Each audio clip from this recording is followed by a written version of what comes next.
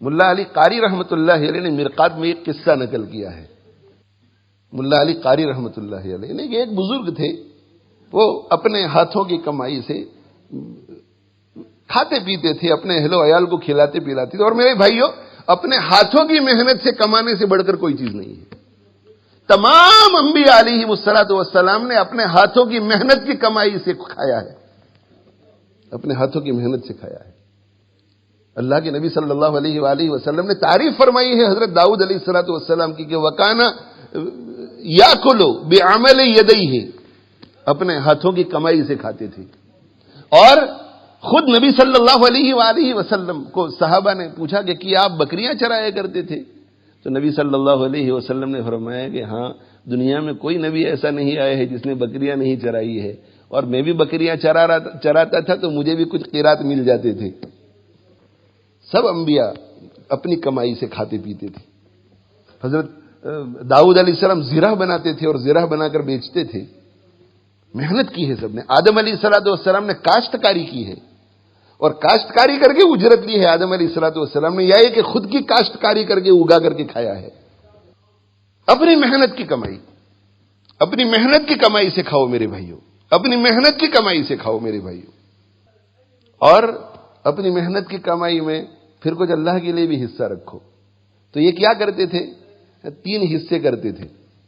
ایک حصہ اپنے اہل و عیال پر خرچ کرتے تھے، ایک حصہ اللہ کے راستے میں خرچ کرتے تھے، اور ایک حصہ جو تھا وہ واپس اپنی تجارت میں یا اپنی کھیتی میں ڈالتے تھے. تو ملا علی قاری رحمۃ اللہ علیہ نے لکھا ہے کہ ان کے بارے میں لوگوں کو پتا ہوگا. تو ایک مالدار متمول شخص ان کے پاس آیا اور اس نے یہ کہا کہ حضرت، آپ اللہ کے راستے میں خرچ کرتے رہتے ہیں، مجھے بھی کوئی راستہ ذرا بتائیے کہ میں کہاں خرچ کروں. تو کہا کہ ان بزرگ نے اس تاجر سے یہ کہا کہ پہلے رزق حلال کمانے کی فکر کرو، حلال کی کمائی کی فکر کرو. جب حلال کی کمائی آئے گی تو خود بخود صحیح جگہ پہ خرچ ہوگی. حلال کی کمائی کی فکر کرو، خود بخود صحیح جگہ پہ خرچ ہوگی. ان کو بات سمجھ میں نہیں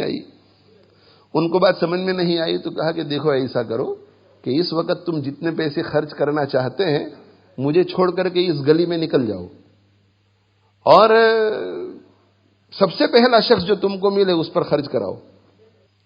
اللہ کا کرنا یہ ہوا کہ سب سے پہلے شخص جس سے ان کی ملاقات ہوئی وہ ایک فقیر، غریب، مسکین آدمی اور نابینا. اور وہ کہہ رہا تھا کہ اللہ کے واسطے مجھے کچھ دے دو، اللہ کے واسطے مجھے کچھ دے دو، اللہ کے واسطے مجھے کچھ دے دو. یہ بہت خوش ہوئے کہ بالکل صحیح جگہ پہ میرا تو پیسہ جا رہا ہے. انہوں نے پیسے دے دیے، خرچ کر دیے. دوسرے دن ان کا گزر ہو رہا تھا کسی جگہ پر، تو انہوں نے دیکھا کہ وہی نابینا فقیر مسکین آدمی بیٹھا ہوا ہے اور اپنے دوستوں کے ساتھ گپ شپ میں مشغول ہے. تو کہہ رہا ہے یار کل تو بہت مزہ آیا، ایک صاحب نے بہت بڑی رقم دے دی تو رنڈی کے ساتھ بیٹھ کر میں نے شراب پی. یہ آئے ان بزرگ کے پاس اور کہا کہ حضرت، گزشتہ کل آپ نے مجھے پیسہ خرچ کرنے کے لیے کہا تھا کہ جو راستے میں ملے اسے دے دو، تو ایسا ہوا؟ میں تو سمجھ رہا تھا کہ صحیح جگہ پہ خرچ ہوا ہے.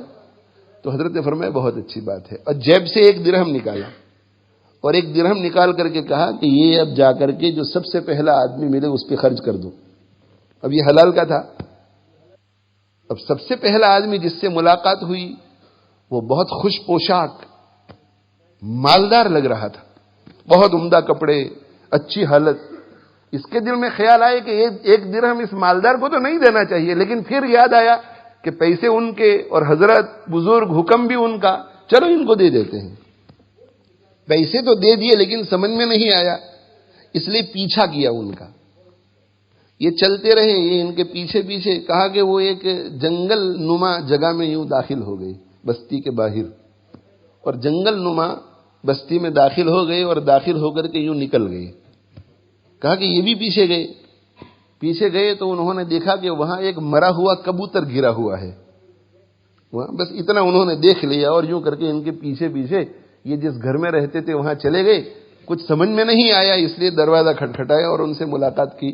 اور ملاقات کے کہا کہ بھائی آپ ذرا کچھ اپنی حالت بتلائیے، اس لیے کہ میرا ایسا واقعہ ابھی چل رہا ہے انفاق فی سبیل اللہ کے بارے میں سمجھنا چاہتا ہوں. تو انہوں نے کہا کہ اصل میں بات یہ ہے کہ میں اپنے فقر کو لوگوں پہ ظاہر کرنا نہیں چاہتا، میں صرف اللہ سے مانگتا ہوں، لوگوں سے نہیں مانگتا. اس لیے یہ عمدہ کپڑا پہن کر کے باہر نکلا تھا. لیکن اصل بات یہ ہے کہ 3 دن سے گھر میں فاقہ ہے اور بچے بہت پریشان کھانے پینے کے لیے. اس وجہ سے میں جنگل کی طرف نکل گیا کہ کوئی چیز مجھے مل جاوے. تو وہاں مجھے ایک مردار کبوتر مل گیا. اور اب چونکہ 3 دن ہو گئے تھے، ہم لوگ سب مجبور اور مضطر تھے، اس لیے ہمارے لیے حلال تھا. تو اسے چھپا کر کے میں لا رہا تھا کہ آپ سے راستے میں ملاقات ہو گئی، آپ نے مجھے 1 درہم دیا. تو پھر میں جنگل میں جہاں یہ کبوتر ملا تھا وہیں چھوڑ کر کے آ گیا. یہ بزرگ کے پاس آئی اور واقعہ سنایا تو کہا تم نے دیکھ لیا، حلال کی کمائی ہوتی ہے، صحیح جگہ پہ خرچ ہوتی ہے. دیکھو یہ خرچ کرنا یہ بھی ایک عمل ہے. عمل اللہ توفیق نہیں دیتا، اور توفیق دے گا تو غلط جگہ پہ، صحیح جگہ پہ خرچ نہیں ہوگا.